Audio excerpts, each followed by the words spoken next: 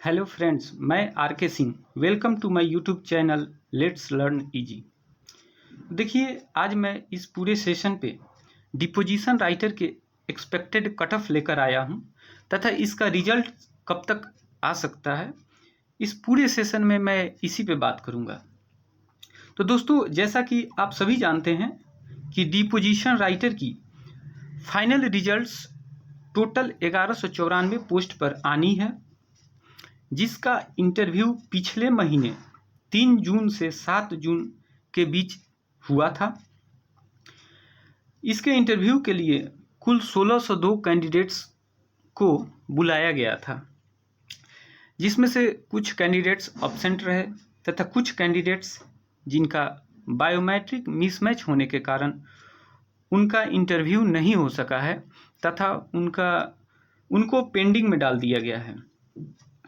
तो जैसा कि मैंने आप थंबनेल में देख चुके होंगे कि आज मैं जो आपको बताने जा रहा हूँ वो मेरा एक्सपेक्टेड कट ऑफ होगा। DW का एक्सपेक्टेड कट ऑफ कितनी जा सकती है। देखिए, कुछ कैंडिडेट्स के बीच काफ़ी कन्फ्यूजन की स्थिति है कि डिपोजिशन राइटर की मेरिट किस बेस पे बनेगी, इसका बेस क्या होगा। क्या तीनों सेक्शन को ऐड करके बनेगा, रिटन टेस्ट, स्किल टेस्ट और इंटरव्यू टेस्ट? जी हाँ, तीनों सेक्शन को ऐड किया जाएगा।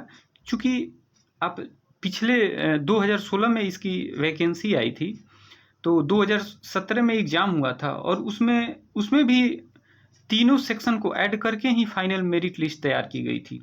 उसके आधार पे और आप जैसे देख सकते हैं कि आप लोग का इंटरव्यू लेटर जो जारी किया गया था वो भी किस बेस पे किया गया था, रिटन टेस्ट और स्किल टेस्ट के आधार पे ही किया गया था।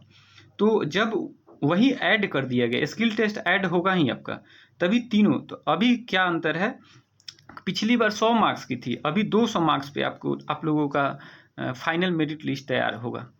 तो दोस्तों, मैं आप सबों के बीच अपना एजम्पशन जारी किया हूँ, जैसा कि कितना expected final merit cut off होगा court reader cum deposition writer का। तो आप देख सकते हैं इस वीडियो में कि अनरिजर्व्ड यूआर मेल का फाइनल एक्सपेक्टेड कट ऑफ 151 से 153 जाने की संभावना है। वहीं यूआर फीमेल की कट ऑफ 141 से 143 के बीच रहने की संभावना है। वहीं ईडब्ल्यूएस मेल की कट ऑफ 145 से 147 के बीच रहने की संभावना है। वहीं ईडब्ल्यूएस फीमेल, जो भी फीमेल कैंडिडेट्स हैं ईडब्ल्यूएस की, अगर वो इंटरव्यू दे चुकी हैं, उनका फाइनल मेरिट लिस्ट में नाम आ जाएगा।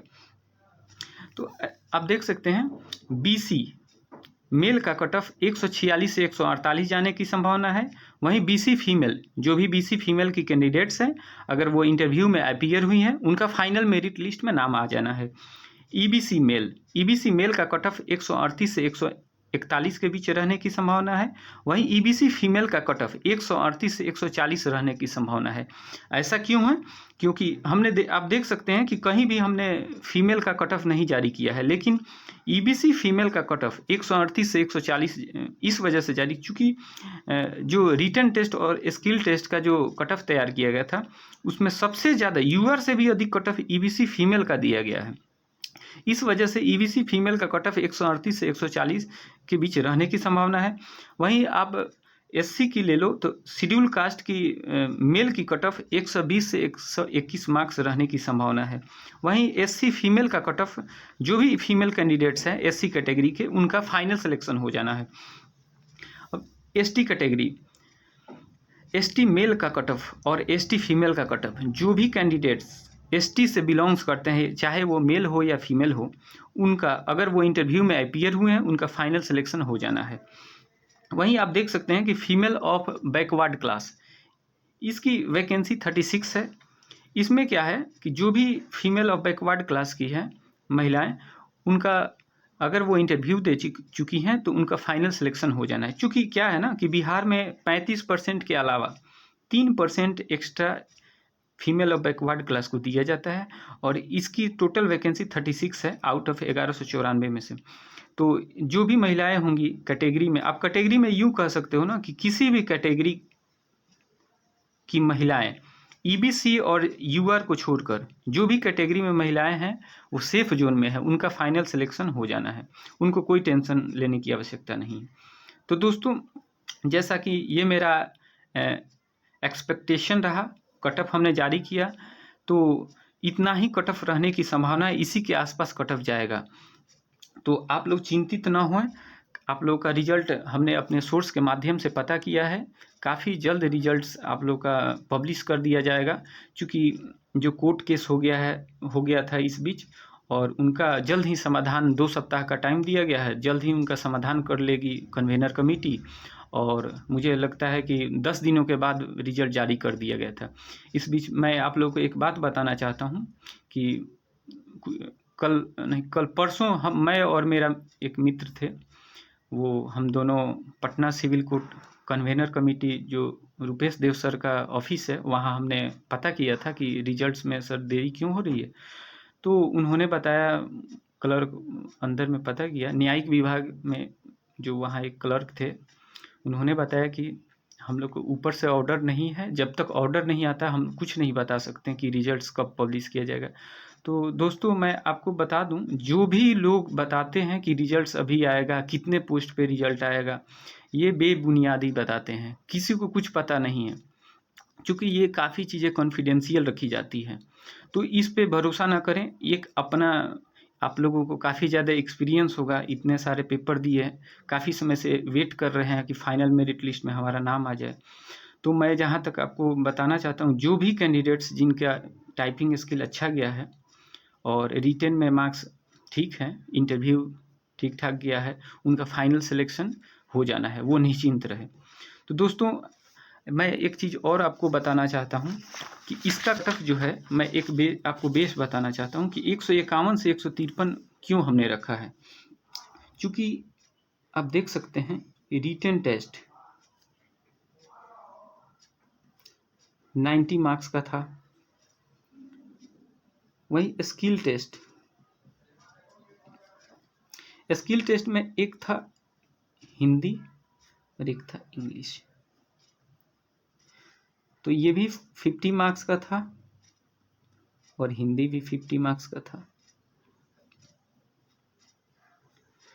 तो देखिए इसमें क्या, स्किल टेस्ट में क्या था, हिंदी में 10% एरर मार्क्स था, वहीं इंग्लिश में भी 10% एरर मार्क्स था।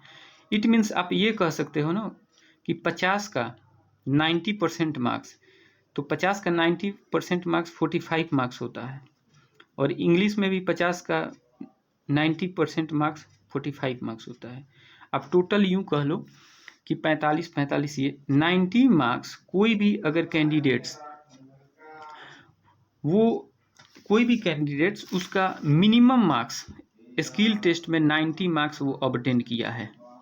वहीं आप देख सकते हो रिटेन टेस्ट अगर वो 90 मार्क्स का है, तो इसमें क्या है, 90 मार्क्स में से कोई भी कैंडिडेट्स अगर हम एवरेज भी निकालते हैं ना, तो एवरेज निकालते हैं तो अगर हम यूँ देखते हैं कि 50 मार्क्स अगर हम ले लेते हैं रिटन टेस्ट में, तो 50 मार्क्स रिटन टेस्ट का हो गया और स्किल टेस्ट में 90 मार्क्स हो गया, तो 50 और 90। फिर उसके बाद से एक तीसरा जो टेस्ट होता है इंटरव्यू टेस्ट की बात करें तो इंटरव्यू टेस्ट में ये 10 मार्क्स का था। 10 मार्क्स से अगर एवरेज मार्क्स अगर कोई भी कैंडिडेट्स को 5 मार्क्स भी मिला ना, तो इंटरव्यू का हम मार्क्स जोड़ते हैं तो 5 है, और यानी कि 145 मार्क्स होता है। कहने का ये मतलब है कि 145 कोई भी कैंडिडेट्स को, जो भी 1434 जो कैंडिडेट्स हैं वो यूआर से क्वालिफाई किए गए हैं, तो ये तो मुझे लगता है कि 145 मार्क्स उन सभी का आ रहा है, लगभग 1434 का नहीं, तो इसका अगर आधा भी कर लो तो 700 समथिंग कैंडिडेट्स का, 700 प्लस कैंडिडेट्स का 145 मार्क्स आ जाएगा। और वैकेंसी है 478 पोस्ट पे, तो इस वजह से हमने कट ऑफ तैयार किया है कि इसकी जनरल की कट ऑफ 150 प्लस जाएगी।